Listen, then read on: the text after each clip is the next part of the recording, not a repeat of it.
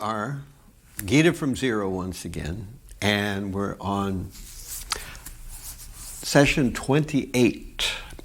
Today is the 7th of June, and this is part 4 of chapter 2 of Bhagavad Gita.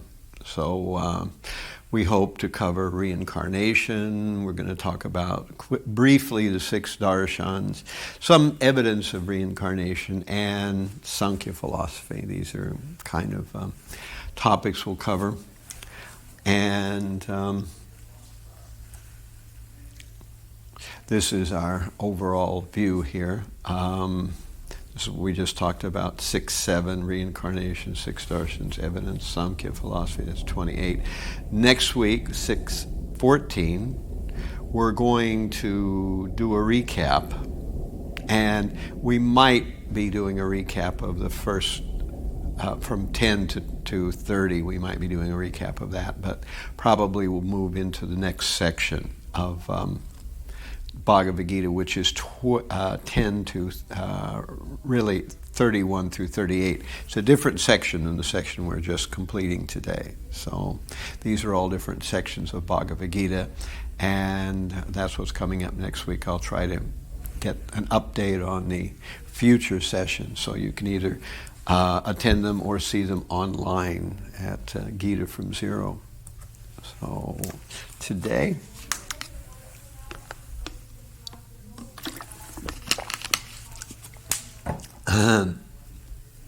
we are doing part 4, session 28, 22 to 30. Those are the verses we'll be covering. And again, this is what we'll be covering: reincarnation, darshans, evidence of reincarnation, and Sankhya philosophy. So before I get into this, I wanted to do a quick sort of explanation that I had originally started out with this Gita from Zero, thinking I would make it really, really simple for beginners. And I don't know if others have this experience, that you start out with some idea in it. Before you know it, you've actually it's morphed into something completely different than what you originally started out with. So this Gita from Zero is there for people who have no real previous context with Bhagavad Gita, but it's also there for people who have lots of context with the Bhagavad Gita, and people who are interested in Bhagavad Gita from outside, etc. So, as I've been speaking, we have a lot of audiences that I was kind of working for, which is something they always tell you, and the lore of the internet with YouTube that you should never do. So I'm breaking one of the cardinal rules, but yeah, okay, a lot. But at any rate, so if I go through sections that you can't understand and you're totally bewildered about, don't worry about it, because I'm covering basic stuff for people who are completely new. I'm covering what-if stuff for people who are kind of used to the Bhagavad Gita, or people coming from outside, the Hare Krishna movement, or people interested in religions, or people interested in philosophy. So I'm doing all those things.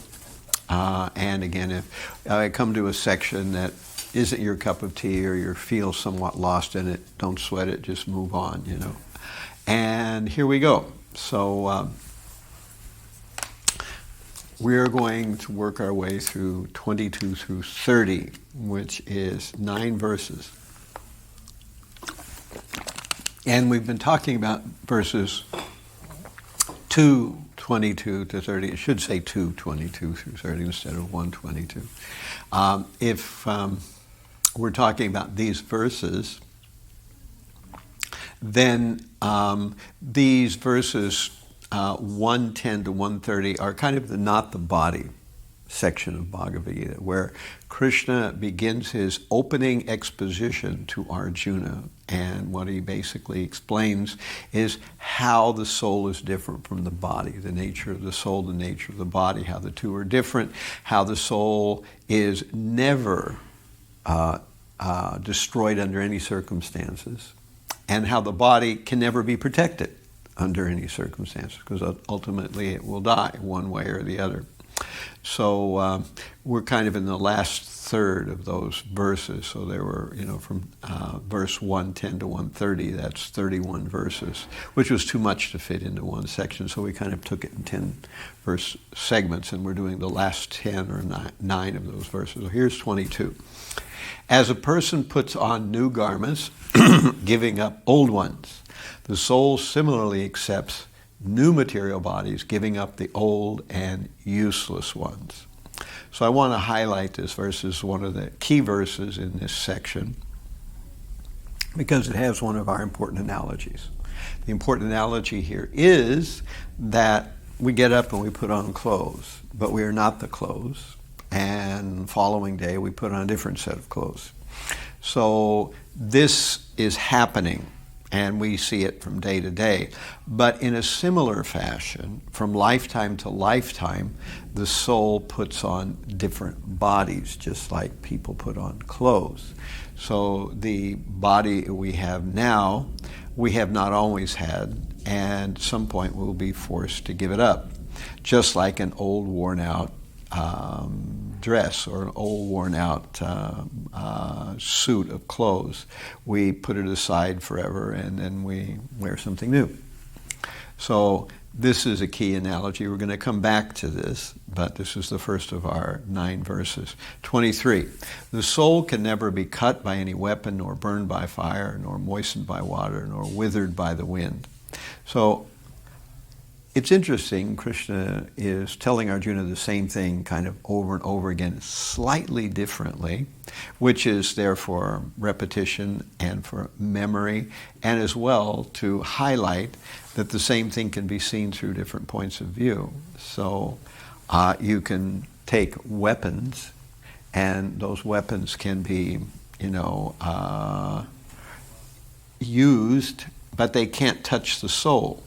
The soul can't be cut by a weapon. It can't be burned by fire. It can't be moistened by water, nor can it be destroyed by being withered by the wind. So notice that the body, obviously, you can't substitute the body in there because the body can be cut by a weapon. The body can be burned by fire. The body can be moistened by water and can be withered by the wind. So this is a contrast. We're contrasting in these 31 verses, all the way from 210 to 230, these 31 verses, this contrast between the soul and the body. And Krishna's explaining about the soul and he's explaining about the body. Now, 24. This individual soul is unbreakable, insoluble, and can neither be burned nor dried. He is everlasting, present everywhere, unchangeable, immovable, and eternally the same. So more ontology about the nature of the soul. What is the soul? Ontology, as I was saying before, is the study of how things exist. First of all, what exists, what's in our inventory of things that exist, and then in what sense do they exist? So here is the soul. The soul is being defined. It's unbreakable. It can't be broken into further pieces, nor can it be joined together. It's oblivious to any kind of material threat of any sort.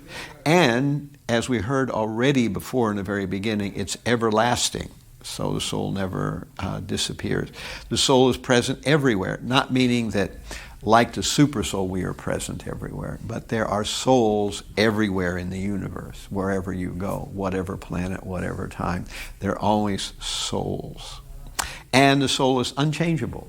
Its basic fundamental character is unchangeable, and it's immovable, and it's always the same. So that's verse 24. 25. It is said that the soul is invisible, inconceivable, and immutable. Knowing this, you should not grieve for the body. So we can't see the soul. Partly it's because the soul is very tiny. Partly is because it's also not visible in a visual sense. And inconceivable and immutable, these is two adjectives that Krishna is using for the soul. Inconceivable means that, for the most part, people can't comprehend the soul. Of course, the whole Bhagavad Gita is meant to give us some conception of the soul, so we're actually getting some conception, but we will never know it in its full detail. And it's being noted here that the soul is immutable. So unchangeable we heard in the previous verse, and in this verse, immutable, the soul doesn't change. The body obviously changes. So from the time we're born, we grow up, and the body is changing all the time. We saw in an earlier verse that we have from boyhood to youth to old age. So a small person, they grow up and they get a bigger body, and then a bigger body, and then a bigger body, and eventually the body kind of shrinks down a little bit, and eventually the body is put into the grave or burned or whatever. So the body changes, but the soul does not.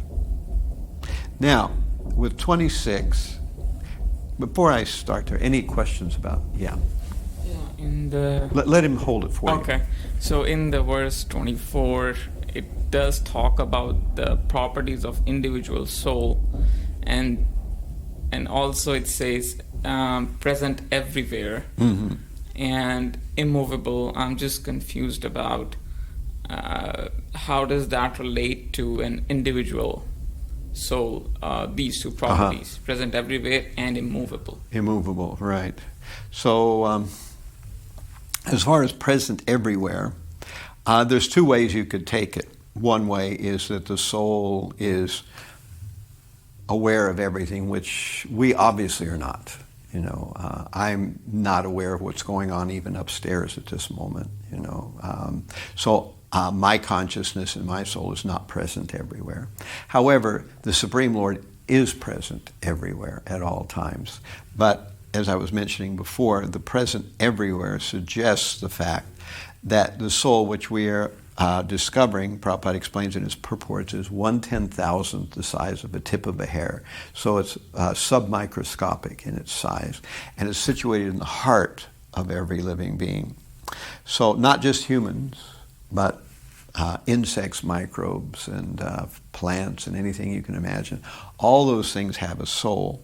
So there are, in other words, what Krishna could be paraphrased as saying is that the souls exist everywhere.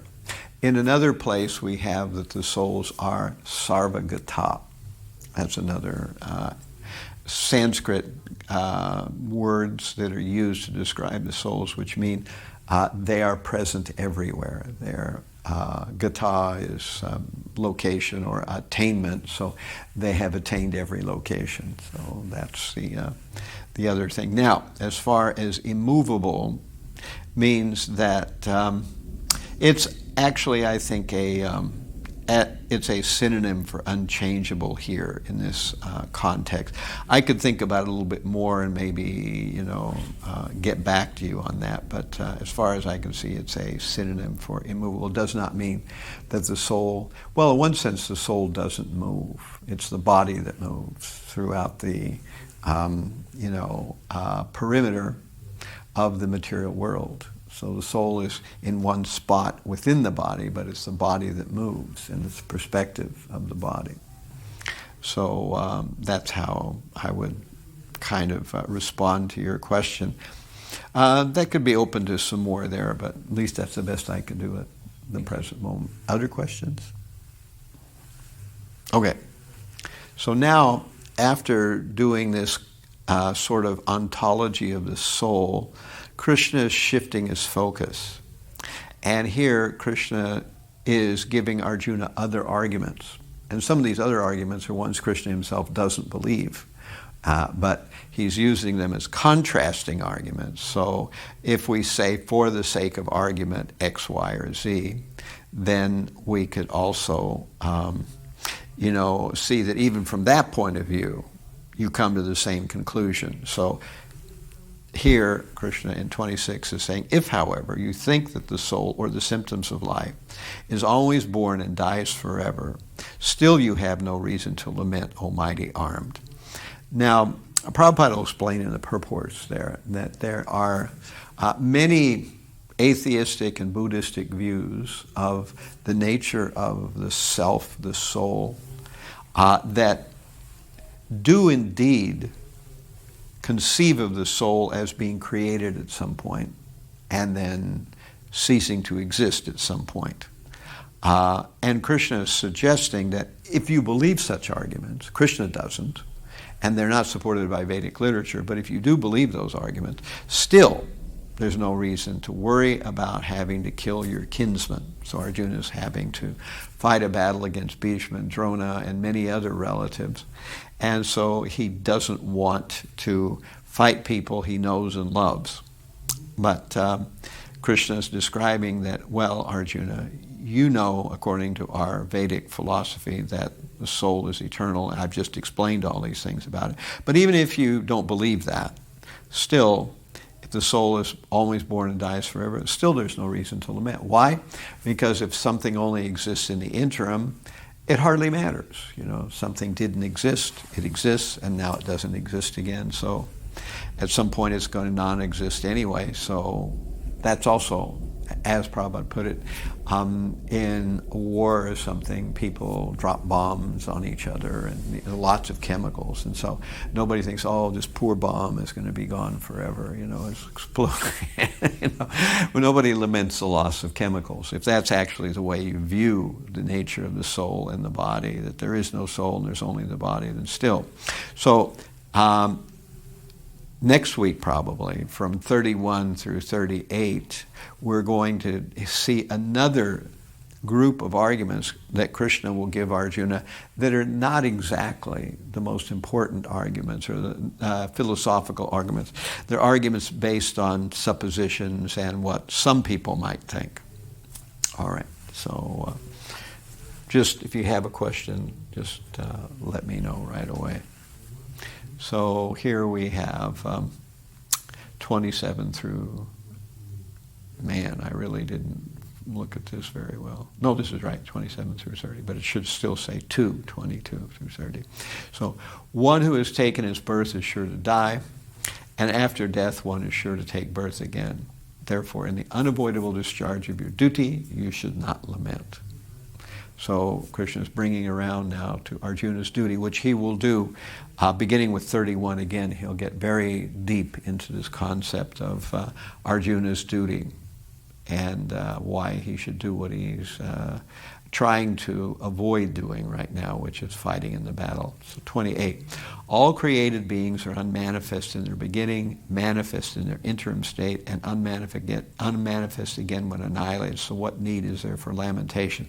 Now you could take this two ways. That he's talking about the bodies, which is actually the way he is speaking, that the bodies are unmanifested, then they're manifested, and then they're unmanifested again. And as a soul, although it's eternal, it is manifested within the purview or within the dimension of the material world, and it's unmanifested, then it's manifested again. So, why don't you grab a chair and you can pull it around over there. There was a whole, feast going on here when I first came in. And I had to chase them all out because... Okay, so the soul is unmanifest, means it exists. That's fine. The soul exists, but it's not manifest within the material world. It's manifest within a subtle world, not the world that we see. And then at birth, it's manifest in the form of a baby and so on and so forth. So this is the nature of living beings. So Krishna is reminding Arjuna of this point. And then this is an interesting verse here. I always have been taken by this verse. Some look on the soul as amazing, some describe him as amazing, and some hear of him as amazing, while others, even after hearing about him, cannot understand him at all. So generally we see that in our modern world, in the Western world, people have no concept of the soul. At least modern mainstream people for the most part. If they're religious, if they're Christian or Jewish or Muslim, then they have some idea of the soul. They at least have an idea that it must exist. Exactly how it works, how it's interfaced with the material body, that is a mystery to them. But they are aware that there is a soul. But outside of that, many people feel that there is no soul. And it's amazing how many people on the internet or in television, et cetera, they talk as if all there is the material body, and there's nothing else. And when you're dead, you're dead. That's how they put it. That there's a coming together of the body, and its various constituents that are done by the course of nature, by evolution, et cetera, and at a certain mature point of time, the consciousness pops out. We call this epiphenomenalism, and then it exists for some time. And then when the body becomes too vitiated, too destroyed, then that same consciousness winks out like a candle that has used up all of its wax and just goes out. So this is the way many people assume. So ascharyavat is the word used, which is translated as amazing here. And so the soul really is amazing from a material point of view, because it violates most of the laws that we are used to in the material world. It violates the laws of growing old and dying. It violates the laws of being contained in one place. It violates the laws of, being forced to see things through a very narrow perspective, and et cetera, et cetera. So it's very amazing. However, people who do not accept that there is a world or a nature outside of material nature will not comprehend the soul. People who think that there's only matter will not comprehend the soul. People who think that everything is produced by the brain and various neurological phenomena, they can't understand the soul. So this is the way that Krishna describes it here in 29. And then our last verse that we're going to read from the Bhagavad Gita today, O descendant of Bharat, he who dwells in the body can never be slain. Therefore, you need not grieve for any living being. So, dwelling in the body, there is this concept that, like a car, we have a car, but we are not the car. We get in the car, we drive the car. And if we drive recklessly, we may smash the car. However, if we haven't smashed it too bad, then we can climb out of it. And similarly, there is the driver of the soul. In one place in Bhagavad Gita, Yantra Rudrani Maya, the explanation of Krishna given there is that the soul is situated on the body as if on a machine, like a car. And so this is the relationship. And we find that the soul is in the heart. We find the soul is 1/10,000th the size of the tip of a hair. We find that the soul is what gives the body consciousness. We find when the soul leaves the body, that's what we call death. All these kinds of things are there. We find that the soul is able to influence the entire body through the life airs. So if the life airs stop, the consciousness is withdrawn from the body.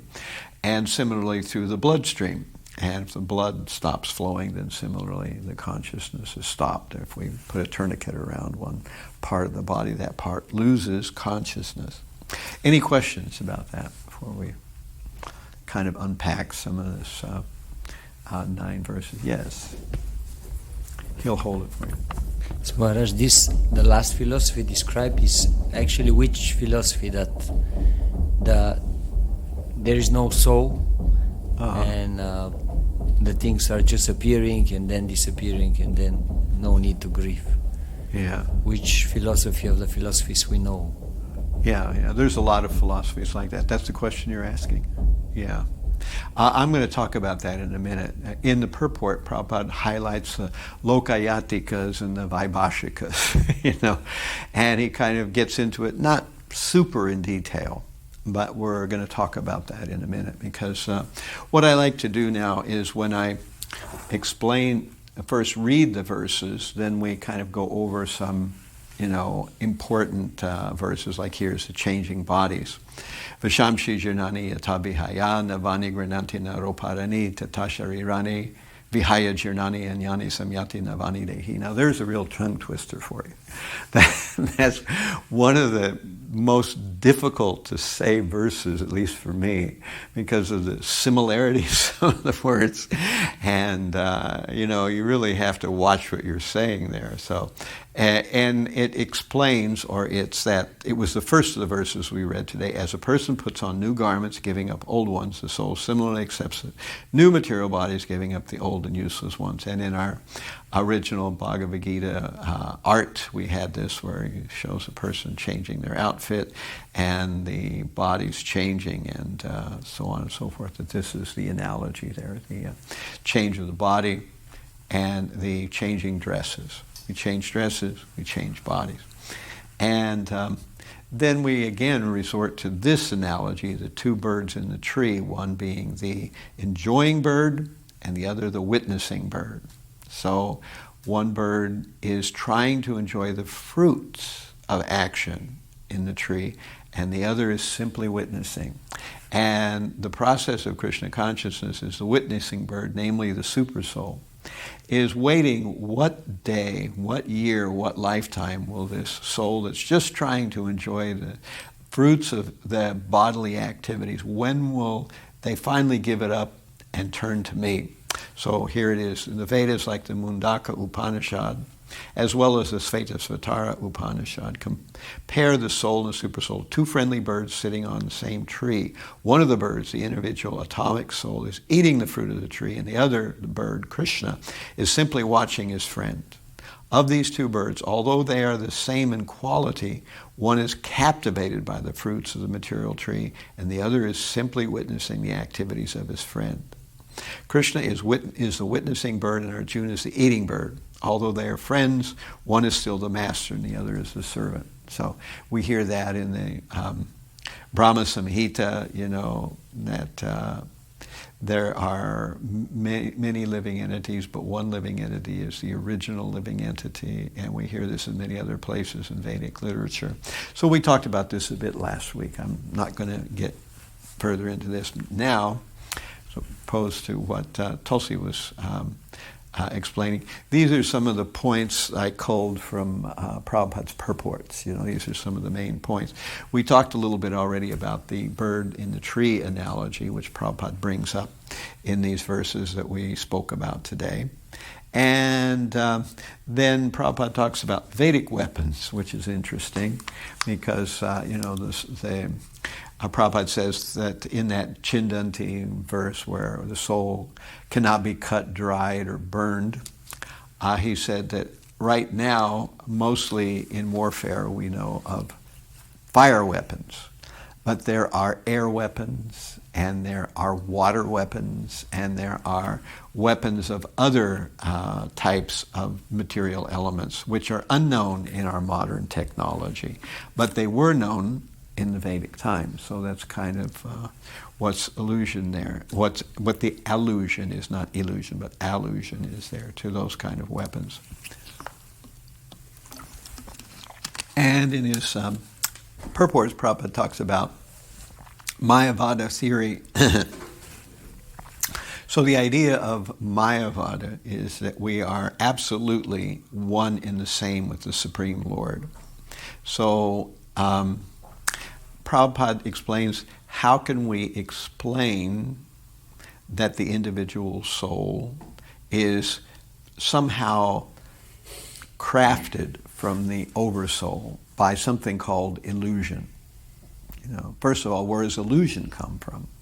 And this is a point that I had never really thought about, that Akundati makes in his, Atma Paradigm section of videos on YouTube, that there is no true monistic philosophy in the world. And for that matter, there's no true dualistic philosophy in the world either. Each of those philosophies, if you look at it closely, assumes a little bit of the other, but some are mostly monistic and some are mostly dualistic, But if we say that it's all one, then how can we explain that it doesn't look like that now? It's obviously, I'm not, like in the Beatles song, I am he and you are he and he is she and we are all together or whatever it goes, that we are not all one in that sense. At least it doesn't appear that way. So then we have to explain how it got like that, So Prabhupada explains that this Mayavadi theory cannot be really entertained if you're serious. And it's certainly not supported by the Vedas, because the Vedas explain, as Lord Chaitanya, we talked about last week, Achintya Bheda Bheda Tattva, that we are one with and different from the Supreme Lord at the same time, which seems like a contradiction in logic, but actually it's a paradox. And the first word, achintya, means that it's inconceivable. So somehow we are one with God, and at the same time we are different from God. You can't ignore the one with part, and you can't ignore the different part. Because if we were different from God, then where have we come from? How do we exist? How is that possible? Similarly, if we were one with God, then we have to explain how come we can't move the sun and the earth and do whatever we want, because we're obviously not the supreme in that sense. So that's an important thing to think about. And that's captured by Lord Chaitanya with Achintya Bheda Bheda Tattva. Before, it was discussed by other Vedic philosophers like Madhvacharya, Ramanujacharya, Nimbarka, etc., as, Vishishta Dvaita, Dvaita Dvaita, Shuddha Dvaita, and other various things. But Lord Chaitanya finally encapsulated into one overall dictum, which is Achintya Bheda Bheda Tattva. Okay, so then we see this litany of things that cannot happen to the soul, being cut, drowned, withered, dissolved, broken, burned, or changed. So this is what we just read. These are various things that can't happen to the soul. They can certainly happen to the body. Living entities are sarvagata, all-pervading. I spoke about that. Now, we're getting lokayatika and vibhashikas, which is actually, Prabhupada explains that. I believe it's in 226 or 227, one of those verses there, where Prabhupada in the purport talks about, it appears these are two kinds of Buddhists, but lokayatikas, some sources seem to indicate that they're followers of Charvaka Muni or something like that. But Prabhupada explains that there are two categories of philosophers: those who are atheistic and believe that there's no God, and no soul. Usually those two things go together. They don't have to go together, but many times they do go together. You believe that there's no God, and you believe that there's no soul. And there's the theistic philosophers who believe there's both a God and the soul. So the Vaibhashikas have a whole involved understanding. It's a Buddhist understanding of how what we call consciousness is generated in some kind of way at a certain moment. And gradually that consciousness goes through various transformations, and the purpose of the philosophy is to somehow dismantle, and that at that point you become void. So this idea is not really within the Vedic scriptures at all, because we just heard Krishna explaining that the soul can never be changed, that he's immutable, he's not born. So if he's not born, that means he must have always existed, and he cannot die. So these are non-Vedic philosophies, which are called technically Astika philosophy, so or rather Nastika philosophy. So asti is a Sanskrit word meaning it is so. Nasti is the Sanskrit word meaning it is not so. So these philosophies take issue with Vedic philosophies, and they do so openly. But this brings us to epiphenomenalism, which is what most scientific and modern people believe, that consciousness is some kind of mystery sauce that gets created at a certain, mature correlation of neurology that happens in the brain. That, as the neurology, the neurons get, put together in the brain in a certain way, at some point, this mysterious thing we call consciousness is generated. And then, of course, when some physical catastrophe happens or old age takes its toll, then this same mystery sauce disappears. And this gets into kind of a voidist philosophy. So the Lokayatikas and Vaibhashikas, they're epiphenomenalists. They all believe that consciousness only exists temporarily, and it exists as a direct result of some kind of special arrangement of the body chemistry, the neurological configuration, and the electronics going on there. So that's their answer. And so I want to put that aside now. Any questions about that, by the way? I would like to add something. Yeah. He can hold it for you. I always rather have someone hold it and somebody speaking be a different person. When you mentioned about the Mayavadis, I just remembered that some of them, they say that the Brahman is reflected, and the reflection is the jiva. Yeah. It's a false, false reflection in a sense, because jiva doesn't actually exist as right. such.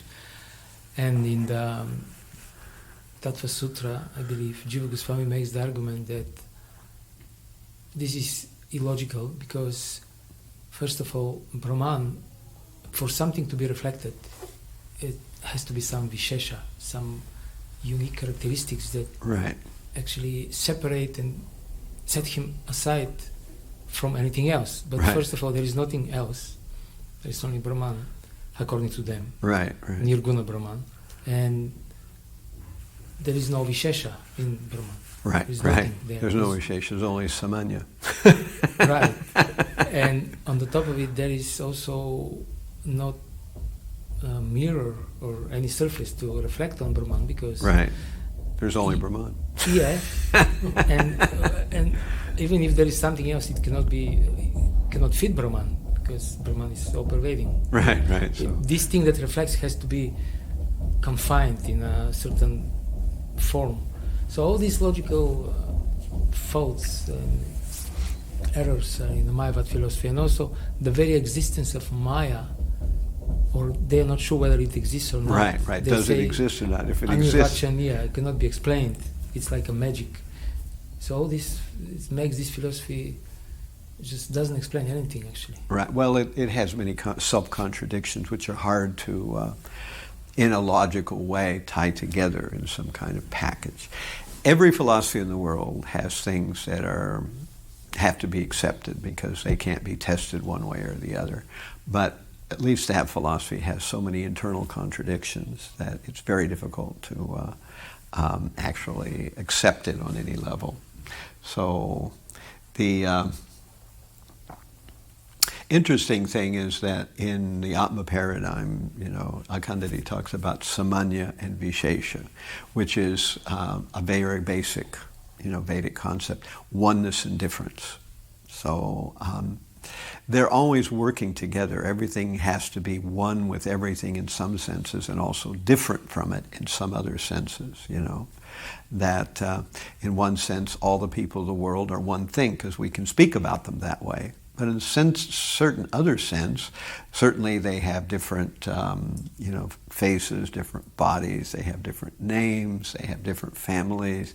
They have different, if they're from the United States, they have different social security numbers. So all these different things are, the vishesha part. And whenever you're even using human language, you have to speak about samanya and vishesha, about how things are the same and how they're different, So this is kind of an intuitive or a unperceived aspect of even talking about it. Of course, the Greeks had huge problems with this, from the very beginning when we had Heraclitus and later Parmenides. Parmenides, for him, it was only samanya, everything is one, and for Heraclitus, it was only vishesha, everything is different. So, at any rate, that was the whole issue there. So, at any rate, we've talked a little bit about that. And excuse me, just also interesting that this is actually the only way you can actually understand something by Vishesha and Samanya simultaneously working, like Chinti Beda Tattva. For example, if you read a text, you have to concentrate on the text, you have to zoom in, but also you have to zoom out to see the context, otherwise the you can't context, understand. So that's why we have predicate, we have subject and predicate, The subject is what we already know. Otherwise, if I just use a noun that you've never heard of, then you don't even know what I'm talking about. There's no possibility to make a predicate.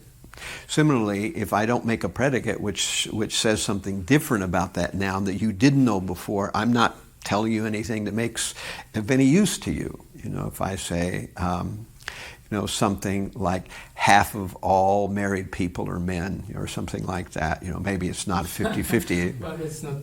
Yeah, now these days it's probably not 50-50 anymore. But half of all humans are men. So that's kind of approximate. But unless you know what a human is, unless you know what a man is, it doesn't make any difference to you. It doesn't make any sense. And I've told you something that everybody knows anyways, so I haven't really delivered any information, So this is how subject and predicate work. You start with something that's known by both the speaker and the hearer, and then you say something about the subject that's known by both the speaker and the hearer that we assume the hearer doesn't know.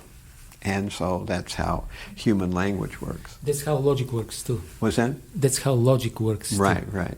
You make a statement, and then you want to prove something that is unknown, and then you build the middle term. You have to connect the major and the minor term with the minor predicate, the minor premise and the major premise, and they have all these kinds of things. Okay, so here's a couple of things that Buryajan gleaned in his Surrender Unto Me. That Krishna does a lot of reiteration here. And usually in the Vedas, you don't get that. But sometimes, because the Vedas are, important, the Vedas emphasize something by reiterating it to show how important it is. So if something is reiterated a number of times, then it gives a sense that this particular point is more important than other points because it's got its redundancy. So as Vishwanath Chakravarti will explain, this is in Buryajan's Surrender Unto Me, he explains that right now Krishna's been speaking from Scripture, but in a minute he's going to speak from a worldly, empirical point of view. So he'll be switching that, So first, he'll speak about atheists in general, then kind of what winds up becoming Buddhist views. We'll talk a little bit more about that in a minute.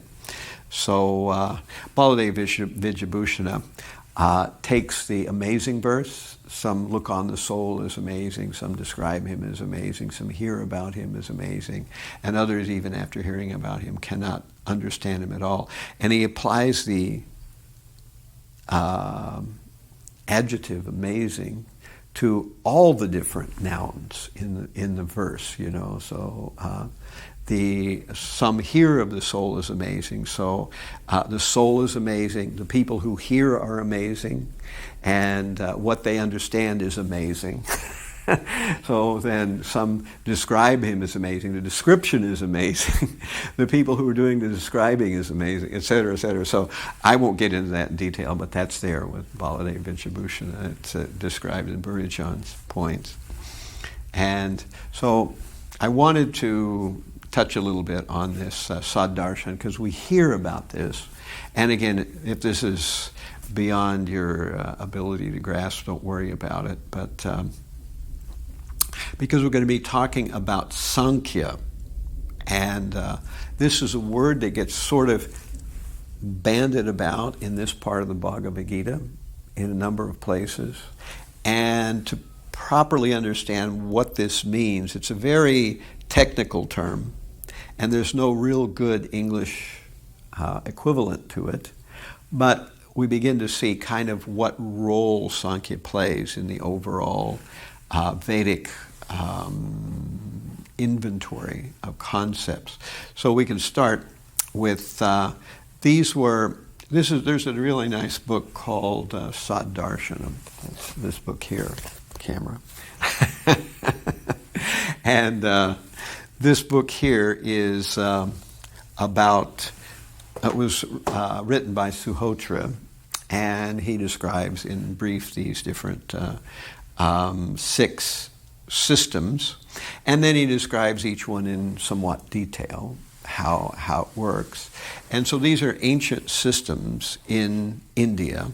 So in India in ancient times there were the Brahmanas, and they were supposed to memorize 20,000 verses, which were the Samhitas that they're called, the Rig, Sama, Tarva, and Yajurved.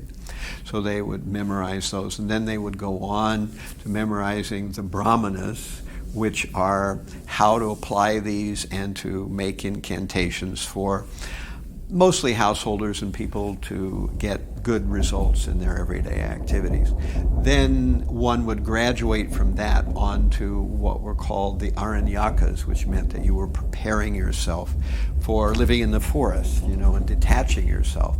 And the final, end product was to come to the Upanishads, which finally gave you the ultimate understanding of how Vedic knowledge fit together and what was the real purpose behind it. So now, in describing these things, Suhotra says, much like in a college, we have various curriculums. And so a person going to college will learn, some basic humanities, some basic stuff, and then gradually they'll pigeonhole off into whatever their specialty is, whether they're in STEM or they're in education or they're in poli-sci or whatever it happens to be. So at any rate, this is kind of how this system works. There's a very basic thing, and these 6 actually do occur sequentially, that they were once part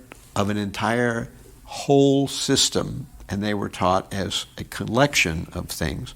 But over time, as the centuries progressed, these separated out into diverse and even contending schools of information. And they were misrepresented by many teachers and pundits who represented them in a more or less atheistic way. So there's an atheistic version of Nyaya, an atheistic version of Vaisheshika, an atheistic version of Sankhya, Yoga, Mimamsa, etc. So these schools as a whole were designed to take you from step 1 through to understanding the purpose of the Vedas. So the first thing you would study was Nyaya, which is logic. You would learn what makes good arguments, how, like we were talking about a minute ago, how you start with something known, you move to something unknown by making differentiations. You start with an inventory of, so there was a lot of ontology and epistemology there in Nyaya. Then Vaisheshika, it comes from the word we just talked about, Vaishesha, differences. So we learn that the world is made of things called atoms. That's where Vaisheshika philosophy starts.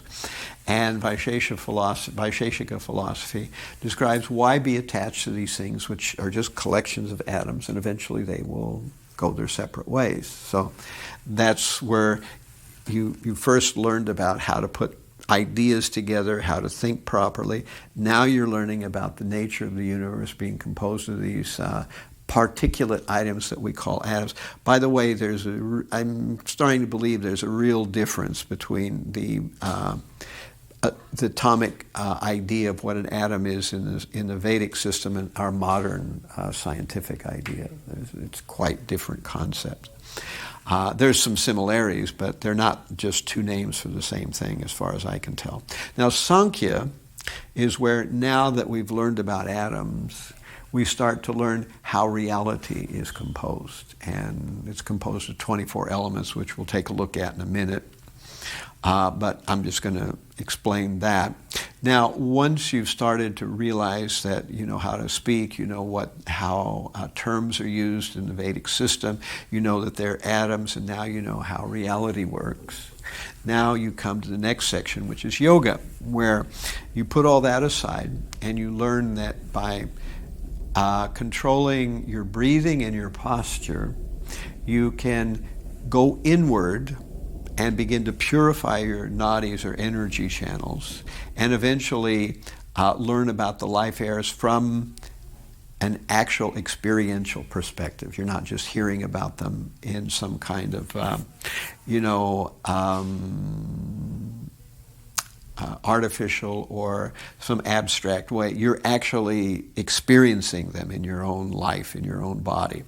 So that gives you a higher version of understanding. Then you're ready for mimamsa, which is the laws of karma, how karma works. And so once all that is taken into account, finally in Vedanta we learn what the purpose of the whole assemblage is. Then we learn why we've learned all this stuff, why we did all these mantras, why we did all these fire sacrifices. We learned what the whole thing was for. So at any rate, this is the Saddarshans. And as is explained in Prabhupada's purports in many other places, not in Bhagavad Gita, but in other places, that these became competing schools, and eventually 5, Karma Mimamsa, became the most prominent. And through Karma Mimamsa, that's where Vedic sacrifices, where huge amounts of animals were slaughtered, became a big thing because people wanted to eat the animals. So that was the travesty that happened. But at the same time, the Supreme Lord sent from outside the system Buddha. And Buddha taught a philosophy of ahimsa, which was able to counteract this mimamsa cruelty that was going on the pretext of the Vedas. So that happened around 250 BC, around in that period of time. And then later on, Buddhism became accepted by Emperor Ashoka and was part of the whole Indian system up until Shankaracharya came, and then Shankaracharya pushed out the Buddhist system from at least Indian subcontinent, from their thinking. And then his own explanation of the Vedas was quite Buddhistic in its nature. So eventually, the 4 sampradayas, Ramanujacharya, and in the South India you had the Alvars, and you had, Madhvacharya and others. They eventually put right the correct understanding of the Vedas. So that's a brief history lesson there. Any questions about any of that? That's a little deep, but I thought I would toss that in there. Srila Prabhupada says that unless somebody knows these 6 and can defeat them by presenting Vyasadeva's point of view, he's not fit to sit on Vyasa. Right. Well, actually, we were talking about the fact that all these 6 have their devotional equivalents, and there's many similarities and many common conclusions in all these 6 different darshans, but there are some that are certainly decidedly atheistic or unrealistic, and those are the ones that we have to call attention to, and then we can harmonize. So we're going to go over here to kind of a different section here real quick. That I wanted to give some quick evidence of reincarnation, because this is kind of the theme. We're talking about the body and the soul, and we're talking about the movement of the body, or rather of the soul from one body to another. And so we wonder, are there any kind of experiences or any evidence that this is actually happening. So here are a few things that you can consider if you wonder to know if there's any evidence for reincarnation. So Krishna's giving analogy in 2.13 that as the soul goes from one body to another, in this lifetime has a child body, middle-aged body, old person's body, finally a dead body. So similarly, in another, is it so hard then to think that at the end of life, at death, one is also transferred into another body? So we're changing bodies even now while alive, and at the next lifetime we'll change bodies, but completely into a baby body. So we see that sometimes children actually remember their past lives, and they bring this up to their parents, because children don't know that they're not supposed to have past lives. So they just talk about them in a matter-of-fact way, and sometimes the parents are very bewildered by this. And there's lots of examples of this, and we'll see this on the internet, that there are stories like this famous story about John Leninger. And, his remembrance of being a fighter pilot in the Second World War. And, there's many other stories like this that children remember. And, of course, we talked about how Ian Stevenson did a whole book about, and he began to pull together all these different episodes, do various interviews with children.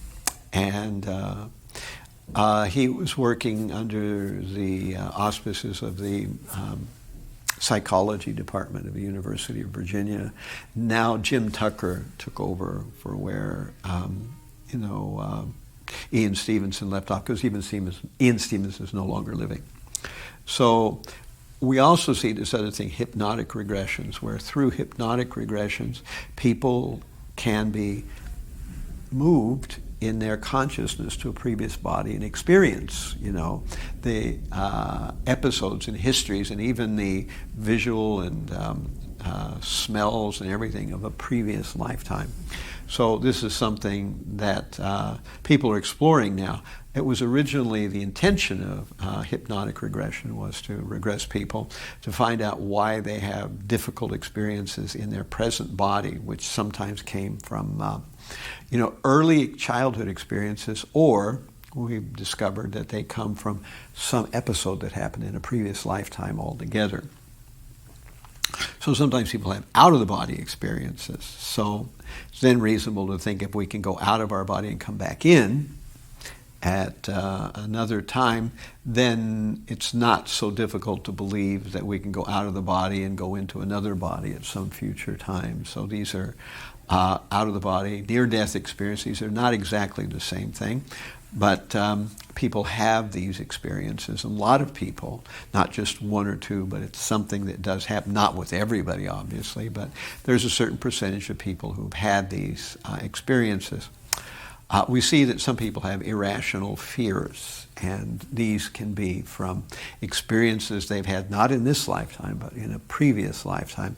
This is something that comes up again and again with hypnotic regressions and memories of children in past lives, that something that we have an irrational fear of in this lifetime is tied to an experience in a previous lifetime.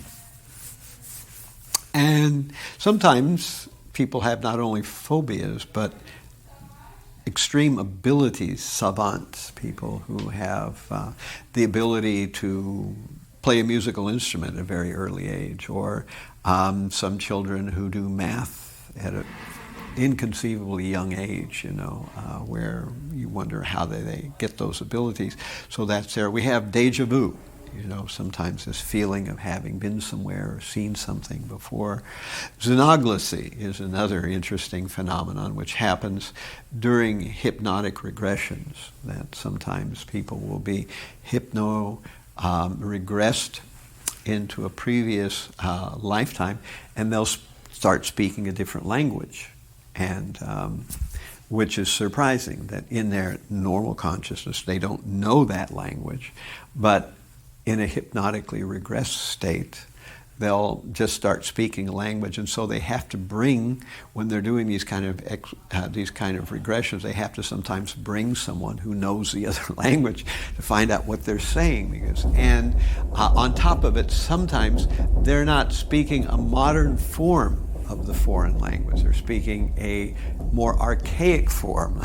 So you have to bring in someone that not only knows a foreign language, but knows a historic version of that language, which is interesting.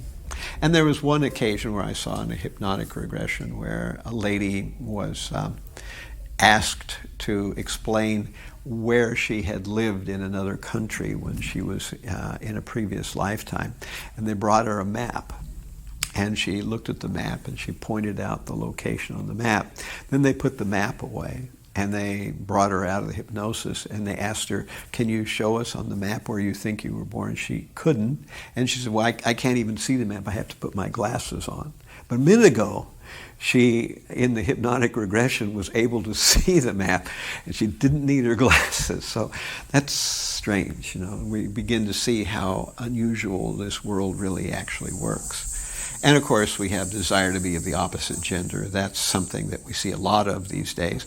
And generally speaking, according to Vedas, what happens oftentimes is men die thinking of the woman they love, women die thinking of the men they love, so the woman becomes a man, the man becomes a woman in the next life. And this tendency is to hop from one gender to the other, from one lifetime to another. So it's very easy to understand that this might be at least part of what's going on here. And of course we have famous people who believe in Buddhists, Jains, Druze, and some Jews believe in reincarnation. This is also there as a background. Any questions? Okay, so here finally is Sankhya. We'll only do this kind of really quickly because there's a lot here. Sankhya is 24 elements. We start off with something called the Pradhan, which is the material version of the Jyoti, the white light. So the white light is the Supreme Lord, the emanation from Him. And the white light is agitated by the will of the Supreme, and it starts to form Mahatat and time. These two come together and generate what's called ahankara, or false ego. So false ego then generates the three modes of nature, sattva, rajas, and tamas. And so ahankara and sattva, then collectively those two generate the mind and the 10 controlling demigods of the body, that control the 10 working senses, the 10 senses, the knowledge acquiring ones and the 10 working ones. So that's what comes from the mode of goodness, the mind and the 10 controlling demigods of the senses. Then from ahankara and rajas coming together, it creates the 5 knowledge senses and the 5 working senses. And ahankara and tamas together causes the 5 gross elements, earth, water, fire, air, and ether. And the 5 subtle objects, form, sound, touch, smell, and taste. So here we have an explanation of Sankhya. This is usually how people start off with describing Sankhya. Of course, Sankhya is more than this, how these interact and how they work, but this is a basic, quick, nickeled summary of what Sankhya is all about. And this is how reality is formed through the interaction of all these different things, how we go from the Jyoti, the undifferentiated white light, through to various other, almost like precipitates or of gradual evolutionary elements coming out as the material universe gradually unfolds. And once it gets to this stage, then Brahma can come in and start creating actual forms of various kinds. And eventually he has to people it with living entities. That's a whole other stage. But anyway, this is a basic overview. Any questions about this before we wrap up for today? Yeah. So the time is independent of everything, or time is influencing everything? Yeah, time, the way we think of it, time has many meanings, and in this case we're talking about material time. One of the characteristics of material time is that there is an eternal separation from things, that things come together in a particular configuration, and then at some point that configuration disappears and it will never be recreated in that same way again. So this is destructive time. This does not exist. Time exists in the spiritual world, but not that kind of time. So time is said to agitate the Mahatat. And when it agitates the Mahatat, the first generation that comes out of the Mahatat is ahankara, or false ego. Which is I am the body. Well, yeah, it means that the sense of identifying with something that we're not. So that concept of identification is there, because without that, this other stuff wouldn't work, because eventually all this other stuff is created. So then the self, which is actually not any of this stuff, the self is completely in a different category, becomes hooked up to the mind and the controlling deities and the working senses, and thinks of himself as possessing a body. And then the body is made of the gross elements, and then these subtle sense objects is how we actually perceive the world. And then the living entity is further always dealt with by sometimes the mode of passion, sometimes the mode of goodness, and sometimes the mode of ignorance. So these are there. So that's kind of a sort of quick tour of Sankhya, because we hear this. And in our morning Bhagavatam classes, this is what Kapila Dev is going to explain. And this is one of the Saddarshans. We said that right after Vaisheshika atomic theory, we get Sankhya. And after Sankhya, we get Yoga. And after Yoga, we get Karma Mimamsa. So this is this stage where we begin to see how from undifferentiated, pradhan, which is the material form of the white light, then we get all this other stuff.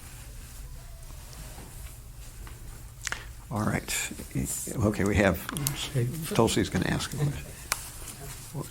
Maharaj, I wanted to ask, you mentioned that according to your understanding, there is difference between the Vedic atomic, what is atom, and the modern one. Can you mention? Vedic which? Vedic understanding what is atom, and the modern understanding. Okay, that's a sort of 2-hour, and I'm only starting to kind of grasp it, that the modern concept of the atom, of course, as we know, it's, you've got various kinds of particles. Some are, made up of quarks, and some are not. You have quarks and leptons, and then, you've got basically that's the way it's done. And according to the amount of neutrons and protons in the center and the amount of electrons orbiting, you've got a particular element. And that's what science considers a atom. Now, from the Vedic perspective, the more I listen to Akandati's presentation, the Vedic atom has to do with these subtle sense objects. It is a vasana, or in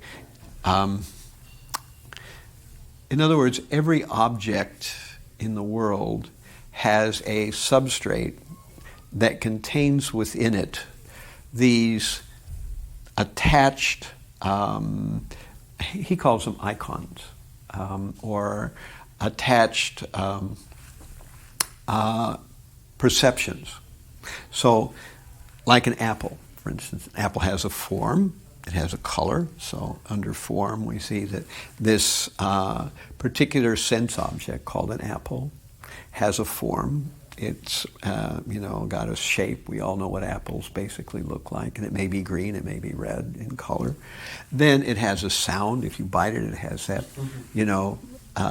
completely recognizable crunch. Unless you've got a really rotten or soggy apple, which I hope you're not biting into one of those, has that. Then it has a way it feels. has a certain weight to it, a certain mass. It may feel slick or smooth around the outside. It has a smell. So all these things, and of course it has a taste, So all these things are, he calls them proto, what's the word he uses for proto,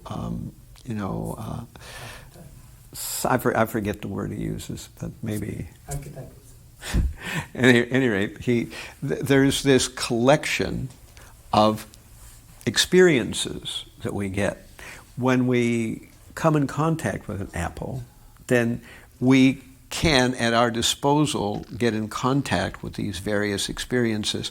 If they weren't all associated with one substrate, then each object would have only qualities and they'd be drifting around. But an object solidifies all these different sensory possible experiences in one thing, and this seems to be something like what he's calling an atom. And you can see it's a very different concept that now I may later on come back and rewrite all that because I misunderstood it, but at least that's kind of what I get, that the Vedic conception of the atom is not in the sense of particles, but in the sense of objects that are in some substrate that have various sensory experiences associated with them, various what we would call qualia, which is that word qualia. That qualia means the experience we have of the world around us, which cannot be described in scientific or mathematical language, and it cannot be described in neuroelectrical activity. There's no way to correlate those things because we hear things, we know that essentially they're electric impulses in our brain. We see things, we know they're essentially electric impulses in our brains. We feel things, we know they're essentially electric impulses in our brain. But a feeling is not a sound, a feeling is not a form. So what is that experience? That's where science breaks down. And that's where the hard problem of qualia causes modern science to, gag. They can't get past that point, We all know about light going into the eyes, the retina being stimulated, the electrons moving across the paths in the optic nerve. We know it disappears into Brodmann's, area 17 or whatever it is in the back of the brain. And then the big question is, what happens next? Where is the projector? Where is the picture? Because when I see you, I'm not experiencing electricity. I know what electricity feels like. This is not it. I'm experiencing a view, a vision. That's called qualia. That's something that science has, they're struggling like anything to explain it in some kind of scientific terms, and they can't. Because it's an experience, and this is where the idea here comes in of subtle sense objects. That these are the qualities, where we get the word qualia, that are associated with a particular object. And so, anyway, I could go on for a while about that, but I don't want to drag this way over time, and I'll have to chop it into 2 bits for some of the other aspects. Any other quick questions or comments? We'll finish this up real quick. Here is we did this for next week already. So recap, Arjuna's duty, Arjuna's enjoyment, argument. So this is what will be on tap probably for the next Wednesday session on 6/14. So thank you all. Oh, you had another question. Why is it written Samkhya, Maharaj? What's that? Yeah. I saw that in most places in the internet they write it Samkhya like that, but in our books it's written as Sankhya. So there are alternative pronunciations of these things in the Vedas. So I think, in all of Prabhupada's books it's written as Sankhya, so I've started to change them over, to that, but another one of those kind of details of the whole deal. Okay, thank you all very much for your kind attention. All glories to Srimad Bhagavad Gita. Hare Krishna.